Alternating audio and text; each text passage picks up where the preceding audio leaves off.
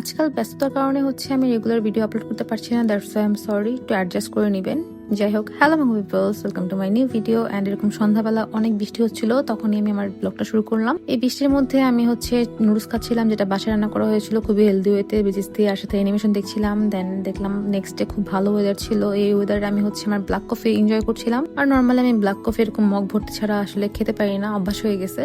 তো কফিটা খাওয়ার পর আমি রেডি হয়ে গেলাম। বাইরে আমার কিছু কাজ ছিল, সো কাজগুলো শেষ করতে হবে। ফার্স্টে কাজগুলো শেষ করার পর শহীদ মিনারে গেলাম, আর সেখানে গিয়েও আমি ব্ল্যাক কফি খেয়েছিলাম। আজকাল ব্ল্যাক কফি আমার ফেভারিট ড্রিঙ্ক হয়ে গেছে, আমি মনে হয় সারাদিনই খেতে পারবো। তারপর সেখান থেকে গিয়েছিলাম সুন্দরবনে। তো সেখানে যাওয়ার কারণ হচ্ছে আমার একজন পরিচিত মানুষকে একটা পার্সেল পাঠানোর কথা ছিল, যেহেতু আমি যেতে পারছি না, সো আমি কুরিয়ার করে দিলাম। দেন সেখান থেকে বাসায় ব্যাক করেছিলাম। আর বাসায় যাওয়ার সময় এই রাস্তাটা হচ্ছে ভালো লাগছিল দেখতে, সো আমি এটা ক্লিপ নিয়ে রাখলাম। আর সেদিন একটা প্লাস পয়েন্ট যেটা ছিল সেটা হচ্ছে আমি যাওয়ার সময় বা আসার সময় রাস্তায় কোনো জ্যাম পাইনি। আর রাস্তায় জ্যাম না থাকলে যাওয়া আসাটা আপনার এমনি ইজি হয়ে যায়। আর সেদিন আসার সময় হচ্ছে এই পার্সিমন ফলগুলো কিনেছিলাম, এগুলো অনেক বড় বড় ছিল, যার ফলে দুইটা ফলে 1 কেজি হয়ে গিয়েছিল। তারপর সেদিন লাঞ্চে আমার হেভি কিছু খেতে ইচ্ছা করছিল না, সো আমি এখানে বয়েলড এগ খেয়েছিলাম। এখানে বয়েলড এগের মধ্যে আমি লেবুর রস আর হচ্ছে একটু ঝাল লবণ দিয়ে মিক্স করে নিয়েছিলাম, এটা খেতে অনেক বেশি মজা হয়েছিল। তারপর বিকালে কাজ ছিল, সো আমি একটু রেডি হয়ে বের হয়ে গেলাম। তারপর রাস্তায় একটু ঝামেলা হওয়াতে আমার থামতে হয়েছিল, সেখানে আমি একটা সুন্দর ঘটনা দেখলাম। ঘটনা যা বুঝলাম, ওই ডগেশ হচ্ছে এই বিল্লুকে অ্যাটাক করতে চাচ্ছে,